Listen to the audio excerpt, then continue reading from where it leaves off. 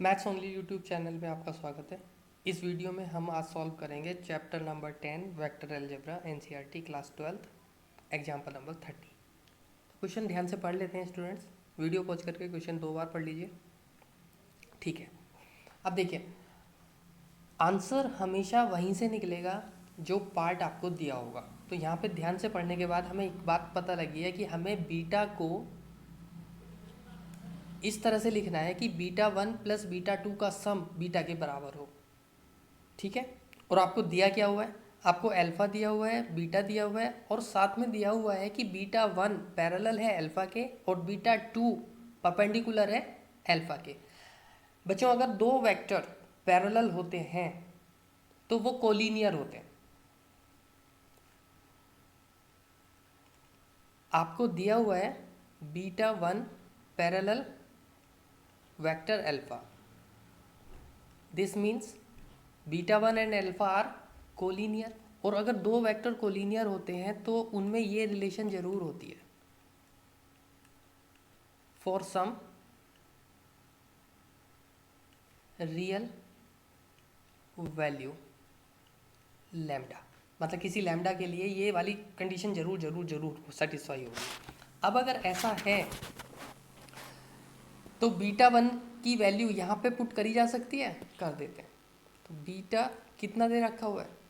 Beta 1 plus beta 2। तो इसे हम ऐसे लिख सकते हैं क्या?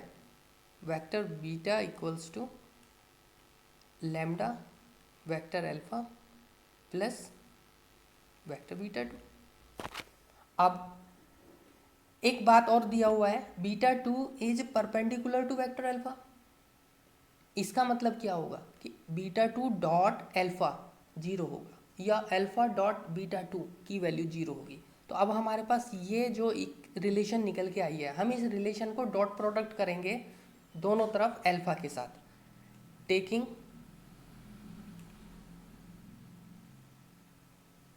डॉट प्रोडक्ट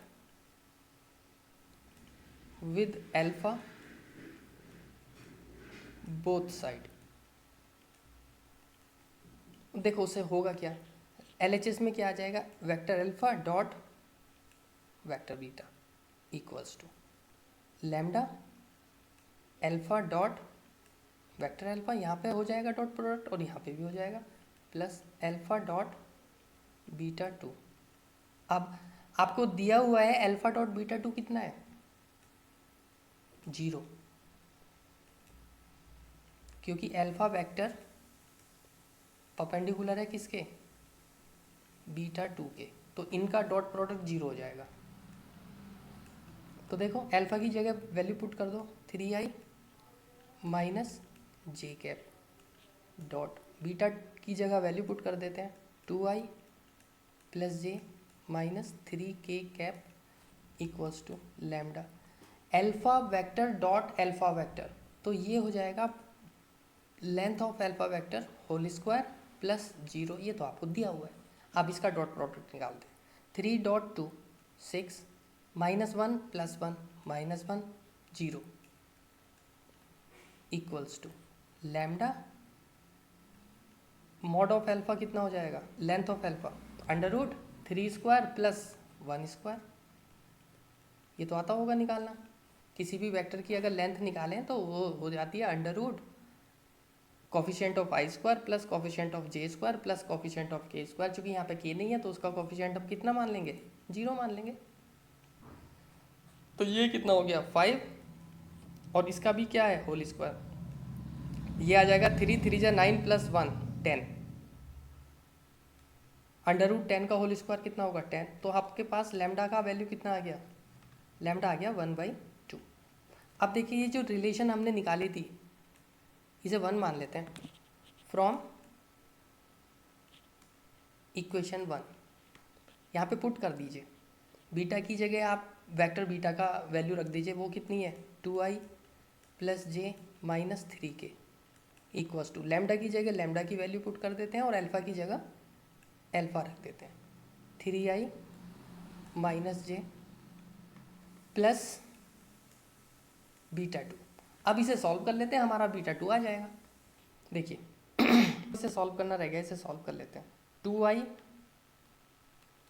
माइनस 3/2i, ये जो 3/2i है इधर होके माइनस का हो जाएगा, प्लस j